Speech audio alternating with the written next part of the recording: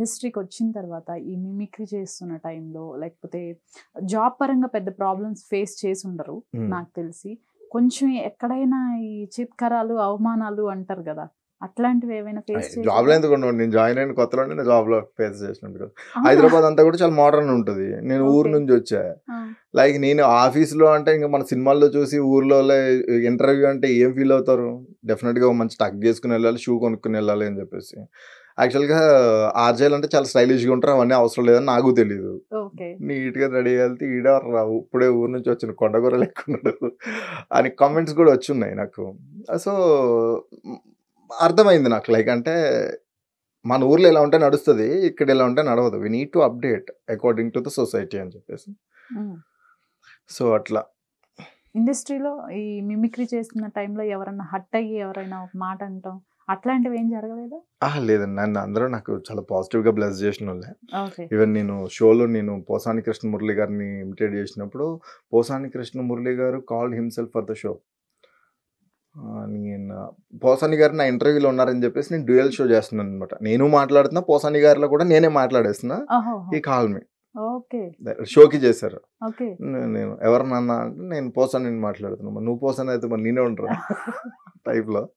So తర్వాత sorry sir అట్లా కాదు, మీరు ట్రై చేసినా సార్, మీరు కాల్ కట్ చేశారు, నేనేమో ఆల్రెడీ షోలో ప్రామిస్ చేస్తే మిమ్మల్ని తీసుకొస్తున్నాను అని చెప్పేసి. So I managed with my skill అంటే. ఆ తర్వాత నాకు అయినా సందీప్ కిషన్ ఒక సినిమా ఉంటుంది, లైక్ నిన్ను వేయడను నీడను నేనే. ఆ సినిమాలో పోసాని గారికి నేను కొన్ని ప్లాట్స్ డబ్బింగ్ చెప్పాను, ఆయన రిఫర్ చేస్తే. ఆయన సందీప్కి రిఫర్ చేస్తారు అనమాట. లైక్ అంటే నా వాయిస్ చాలా బాగా ఇమిటేట్ చేస్తాడు, యూ కెన్ ట్రై, నేను అవైలబుల్ లేను. నేను విజయ్ దేవరకొండ గారికి ట్రాక్ చెప్తానండి, లైక్ అంటే ఫ్యామిలీ స్టార్కి దీనికి ట్రాక్ అది చెప్పాను. అట్లా కొన్ని ఫిల్లర్స్కి వాడతారు అంతే. ఫిల్లర్స్ కి వాడతారు, రైట్. ఓకే, ఇవన్నీ తెలియనివి మాకు, కొత్తగా ఉన్నాయి నిజంగా.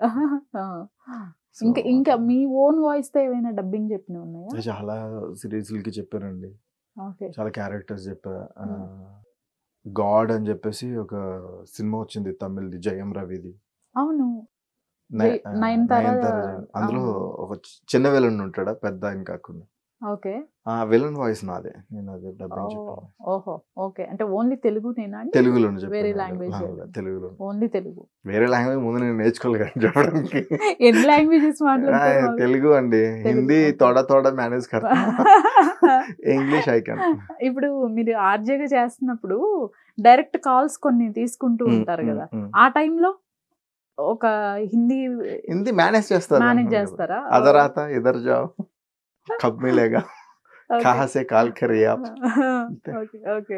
నాకు రాకపోతే తెలుగులో మాట్లాడేస్తా, ఇంగ్లీష్ లో మేనేజ్. ఎవరైనా ఈ కాల్స్ లో వీటిల్లో తిట్టినవి ఏవైనా ఉన్నాయా? బండబూతులు తిడతాను ప్రాంక్ చేసినప్పుడు అయితే, బూతులే డైరెక్ట్. ఎన్ని చేసింటారు అసలు ప్రాంక్స్? నేను తక్కువే చేశానండి, అంటే లైక్ రాజ్ అని ఉండే, ఆర్జే రాజ్. సో ఆయన కాంబినేషన్ లో ఎక్కువ చేసిన, తర్వాత నేను తక్కువే చేసిన. సో ఇది మళ్ళీ రెగ్యులర్ గా స్టార్ట్ చేయాలని అన్నారు. పైన చేస్తారండి అంటే చాలా మందికి కూడా డౌట్ ఉంది, ఇది ఎంత స్క్రిప్టెడ్? లేదండి, స్క్రిప్టెడ్ ఏముండే. స్క్రిప్టెడ్ కాదా?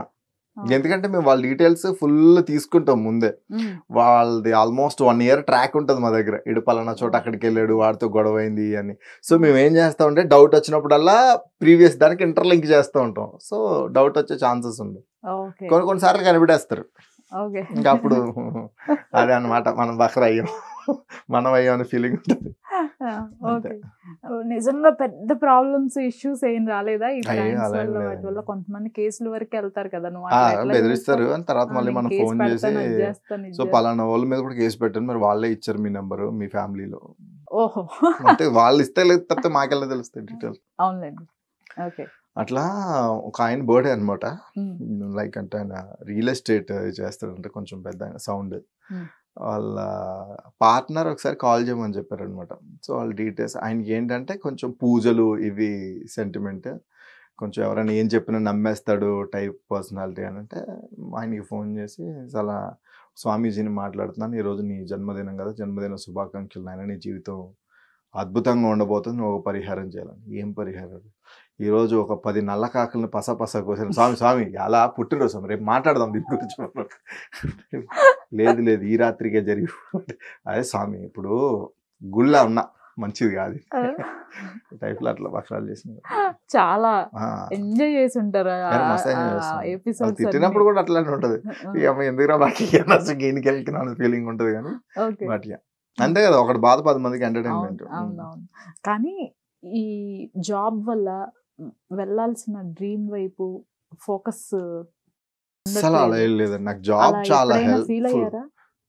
చాలా హెల్ప్ఫుల్. నేను ఎంత అంటే మంచి ఫేమ్ వచ్చినా, మంచి ఆపర్చునిటీస్ వచ్చినా, why I can't leave job అని అంటే, జాబ్ అనేది ఒక సెక్యూరిటీ అండి. చాలా మంది ఏంటంటే జాబ్ మానేసి ట్రై చేస్తారు. ఇఫ్ ఇన్ కేస్ ఆపర్చునిటీస్ రాకపోతే definitely they will suffer for rent, they will suffer for food and all. So నేను ఇండస్ట్రీలో ట్రై చేసే వాళ్ళకైనా ఆర్ఎల్స్ ఏదన్నా ఒక మంచి డ్రీమ్ ఉన్న వాళ్ళకైనా నేను చెప్పేది ఏంటంటే, ఫినాన్షియల్ సెక్యూరిటీ కోసం ఒక జాబ్ అయితే మస్ట్ అండ్ షూట్ చేయమంట. బికాజ్ నువ్వు అన్నం కోసం ఒకరిని అడుక్కోక్కర్లే, నీ రెంట్ కోసం నువ్వు ఒకరిని ప్లేస్ అడగక్కర్లే. కాబట్టి జాబ్ చేస్తూ నీ డ్రీమ్స్ని అచీవ్ చేసుకో.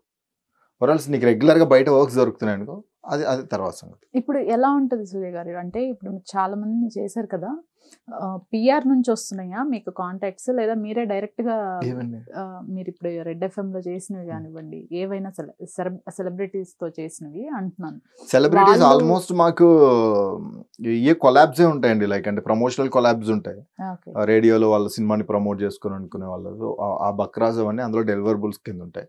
అట్లా కాకుండా చాలా మంది మాకు రిక్వెస్ట్లు పెడతారు అనమాట వాట్సాప్ నెంబర్ కి. సో ఆ రిక్వెస్ట్ లోంచి వరుసగా వస్తూ ఉంటాం. ఫోన్ ఎత్తలేదు అనుకోండి, ఆ నెంబర్ నెక్స్ట్ లిస్ట్ వెళ్తారు. ఓకే. సో చాలా మంది అంటారు మేము పంపించాం అది ఇంకా చేయలేదు అంటే, నీ టర్న్ ఇంకా రాలే, ఇంకా చాలా ఉన్నాయి ముందు. యాక్చువల్లీ ఆర్జేగా చేసే వాళ్ళందరికి కూడా ఒక మ్యూజిక్ నాలెడ్జ్, మ్యూజిక్ సెన్స్, అక్కడక్కడ పాటలు పాడటం, ఇవన్నీ వింటూ ఉంటాం. మీరేమైనా ట్రై చేశారా? ఒకసారి ట్రై చేశానండి, వినాయక చవితికి పాడొద్దు అన్నారు, అప్పుడు నుంచి మళ్ళీ ట్రై చేశాను. ఎక్కడ ట్రై చేశారు? ఊర్లో పాటల పోటీ పెడితే పోయినా, పాడితే ఇంకా పాడొద్దు అని కన్సెషన్ ప్రైజ్ ఇచ్చారు నాకు.